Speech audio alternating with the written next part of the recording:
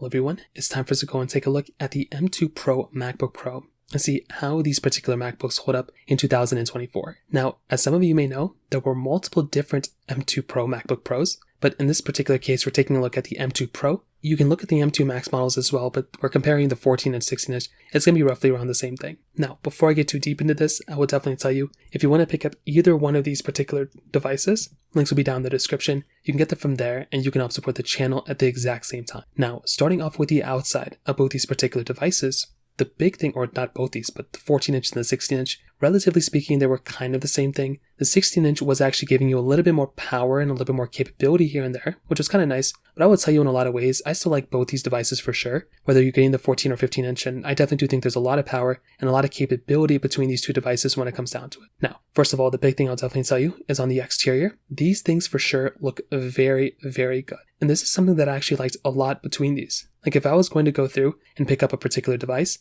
I like the fact that the outside of these things looks so good. And if I'm going to go pick up one, I do like the fact that these devices kind of hold up so well in this particular case. Now, the thing I would definitely tell you as far as I can tell is that the body of these things look basically the same thing as they looked from the previous types of devices. So this is the big thing to keep in mind, is that if you're going to go through and pick up a device, the fact that the M2 Pros, MacBook Pros have this type of premium build quality is very, very cool. So you're getting the Apple logo on the top, which is very nice. On the sides, nothing super crazy. It's a very, very good thing, which is something that's very nice. You're getting two USB Type-C ports on the side of one particular side of this particular MacBook, which is very, very nice, and I love having that type of capability. On the other side, you're still maintaining really good ports here too. You're getting 3 Thunderbolt ports all throughout, so one on one side, 2 on the other. You're getting an HDMI port as well, and you're getting an SD card slot as well on top of all those things. So those things in and of itself is a very, very cool thing, and I love having that type of capability. And once again, when I'm going through and having that, it is a very cool thing that I have that type of capability of having that type of device like that. And once again, if I'm going through buying a device, it's a very, very cool thing. And as some of you may know, this was one of the coolest things that was kind of going on with this type of device, that if I was going through and picking up a phone, that if I was going through and picking up a device, I just love having it just, out there just like that. That way I can have those ports, plug those things in if I need to, and just kind of go through and just have it like that, which again is a very, very cool thing. Now on top of that, another very big thing going on here is the fact that this particular device also, on top of everything, still has a very, very good keyboard. When you flip this thing open, I definitely will tell you, you're getting this screen, the keyboard, and everything within this is still holding up very, very well from that particular side as well. So the big thing to keep in mind with this particular keyboard is that for the most part, having this type of full-size keyboard on the bottom is very nice. If I'm going through and typing things or doing whatever, just having that type of capability in and of itself is very cool. There's no touch bar inside of this keyboard, but it's very cool. You have that Touch ID sensor in the top right, which is very nice. You have that magic trackpad at the very bottom too, which again is very cool. I like having that type of, magic trackpad. I think it looks very nice. And once again, in and of itself is another very cool thing going on here as well. Now, on top of that, another very big thing here is with the display. Now, like I mentioned, you can either get a 14-inch display or a 16-inch display, and both of them are very good. Like, don't get me wrong, both these things are very, very nice.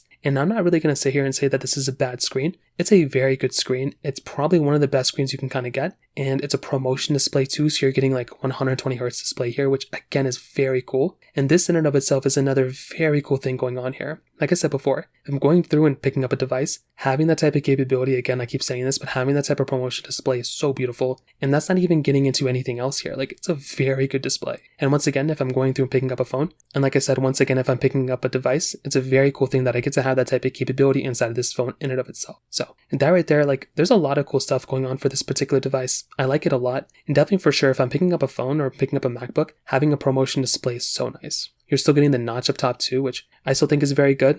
Having a notch is perfectly okay. I don't really have too many issues with it. And I think that in and of itself is a very cool thing too. Like, again, it's like a notch. It's not a big deal. And I definitely do think this in and of itself is a very cool thing. So beyond that, on the exterior, it definitely gets a thumbs up for me. There's not really too many things that I look at on this particular MacBook and I'm like sad about or upset about. I definitely will tell you in a lot of ways, these types of Macs have held up very well for the last couple of years. And no matter really what you're going to do, you're probably going to have a decent time with it. And at least from the exterior standpoint, it's held up very, very well from that side. So from all of those things considered, that kind of covers it up there. Now on top of that, when it comes down to the whole entire performance level, I will tell you in a lot of ways, this type of MacBook is probably overkill for a vast majority of people. For every single person out there almost, no matter what you're going to do on your Mac, you're probably not going to feel like you're going to overpower this thing or feel like you have an underpowered machine. These types of MacBooks hold up very well from a performance level, and that is something I love a lot about buying these types of Macs. These things hold up so well, no matter what you're going to do. And that's kind of the biggest asset of buying these types of devices.